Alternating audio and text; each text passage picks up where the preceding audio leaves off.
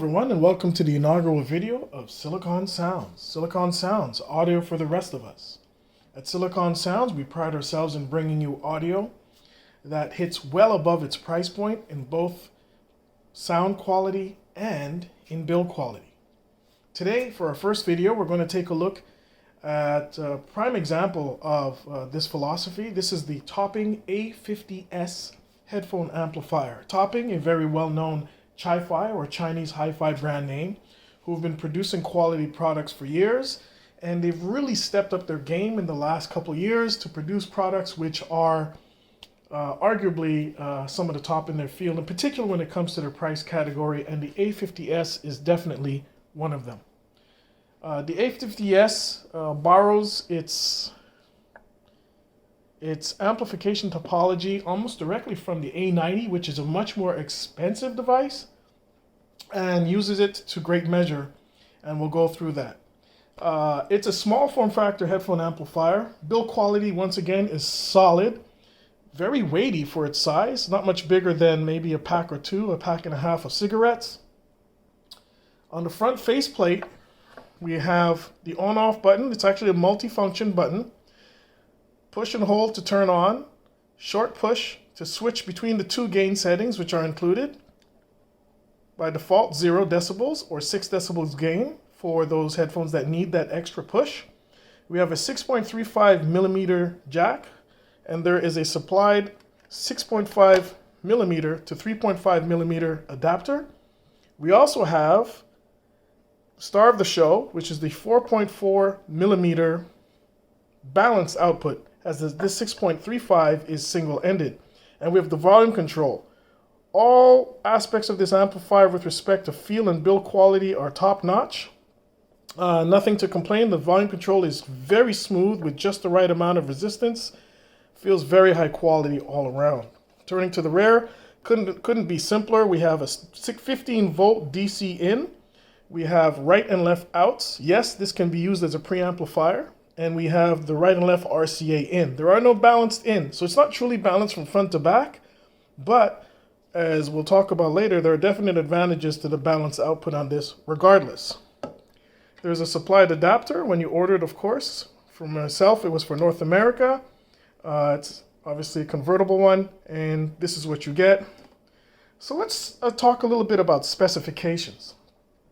People want to know, what about power output? Well, there's a lot to say about power output with respect to amplification. Power output is meaningless without quality. The a50s puts out very clean power, irrespective of its impressive specifications. On a 32 ohm load, in the single-ended, we're talking an output of 1.4 watts. Now, this is 1400 milliwatts, which is far and above what the vast majority of in-ear monitors will require for deafening levels. But the a50s wasn't just designed for them. It's also designed to power larger cans, full-size headphones. Now let's talk about the power output of the balanced out. 3.5 watts, 3500 milliwatts at 32 ohms. That's prodigious amounts of power in a small package. And it produces that power very cleanly, and we'll get into that a little bit later. So, reiterating, it is a small form factor headphone amplifier. Don't let its size fool you, it's quite hefty. All metal construction, very well built, very well built. Setup is really as simple as you can get for any amplifier. Just take your DAC, no built-in DAC here, it's just a straight amplifier. Take your DAC, put it into the RCA ins, you're good to go. If you have no headphones plugged in at the front, you can convert this into a preamplifier, which would work, I believe, exceptionally well for tube amplification. It is so clean. Wouldn't present any of its own quote-unquote signature in that mix. Let's talk about the sound. In one word, if I was used to describe the overall sound of the a50s, it would have to be clarity. The a50s does not call attention to itself except in its clean tonal presentation. A good analogy would be if you're drinking tap water most of your life, and one day you decide, well, I'm going to try filtered water. You'll be shocked at the difference in taste. Much with the A50s, if you've been using marginal amplification for quite a while and you get to the topping, not only do you have prodigious amounts of power which aids in transient response and impact of those transients, but you have complete cleanliness, almost to the point of being somewhat dry, but not in a bad way. Dry meaning there's nothing left in there other than the signal that the amplifier is pushing out. It's quite impressive, in particular for its price of approximately 250 Canadian dollars. Let's talk about driving hard to drive headphones. Now, I have two here that I want to show. First is the KBR Believe. Now, for those who think that the Believe is hard to drive, that's questionable. It is one of the most finicky headphones I own when it comes to cable. And here's the stock single-ended cable, which is beautiful. Tips, these are the Final Audio E-Type, the 2020 version. And amplification. Absolutely, the KBR Believe needs proper amplification. I can pretty much say with definite certainty that using the A50s, the KBR Believe was able to reach its pinnacle of performance. It wasn't held back at all. Fantastic sound, and we could hear all the aspects of the sonic signature of the Believe as opposed to concentrating on what the amp is trying to do. Bring another one in here that might surprise a few people. HZ Sound Heart Mirror. While not hard to drive technically, the heart mirror really opens up only when given proper amplification. I'm going to have reviews on all of these on my site. If you enjoy and you want me to continue, please put a like, subscribe, share, and post comments. With the HZ Sound Heart Mirror, used on lesser sources, it sounds good, but limiting. The imaging is not that good. It's very constrained. The bass is completely non-existent at times, depending on the amplification. Here we have it with a 7N OCC cable from Luna Shops and BGVP A08 tips, which I found to be a really good match. With the topping A50s, the full extent of the HZ Sound Mirror, HZ Sound Heart Mirror IEM performance could be realized. I just recently started listening to these again, and I posted about it saying it was a big mistake because I'm mesmerized once again. Completely mesmerized. Let's talk about the difference between the balance output in terms of sound quality. It's not just about power, it's also sound quality versus the single-ended. If anything, the balance output did deliver better performance, albeit the difference was not as drastic as, let's say, changing tips on an IEM. Very good dynamics. In fact, the slightly better dynamics, leading and trailing edges of transients were much more, well, I said much more, they were definitely more pronounced and sharper in their edge.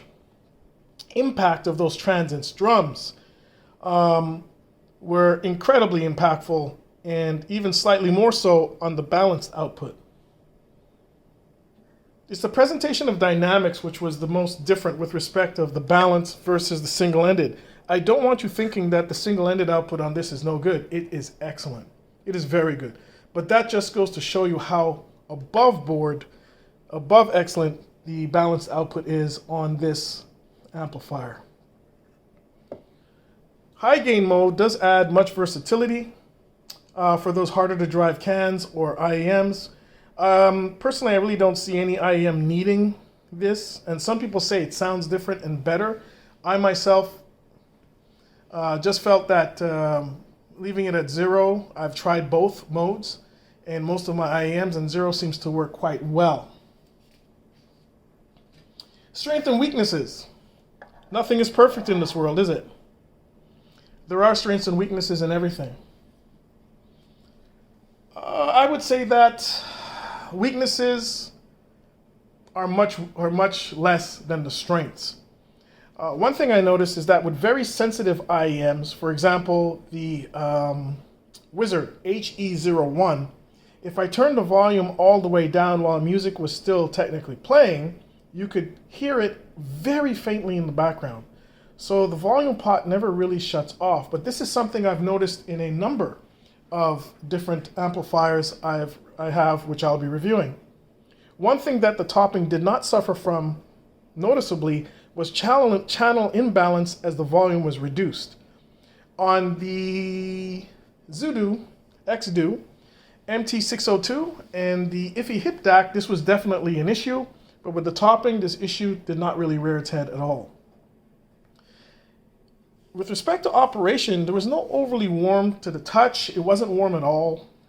Then again, I haven't really put any very demanding, for example, electrostatic or planar driver kitted out headphones on this, so I couldn't tell you, but its construction to me seems that it's pretty much bulletproof. That's about it with respect to negatives. Everything about this amplifier that I can talk about is a positive. The form factor may not be for everybody, although it is quite hefty. You'd think that it being plugged in, it can be pulled around on the table. Well, it really can't. The form factor, it hasn't been an issue for me at all. It's reliable, the sound quality is incredible. And in conclusion, the topping a50s gets a very strong recommendation from Silicon Sounds. It's a solid product with true high fidelity sound and an easy to deal with and appreciate form factor. If you are considering a quality headphone amplifier in its price range, approximately $250 Canadian, then the a50s most definitely should be high on your shopping list. The combination of clarity, power, and just being able to step aside and let the music sing is what makes the a50s so special. Thanks again for watching. If you like, give us a thumbs up. Comments would be great if you want to see anything else in the future. We're just starting out, and anything to do with the format, suggestions, we're open for all of that. Thanks for watching, and see you again soon.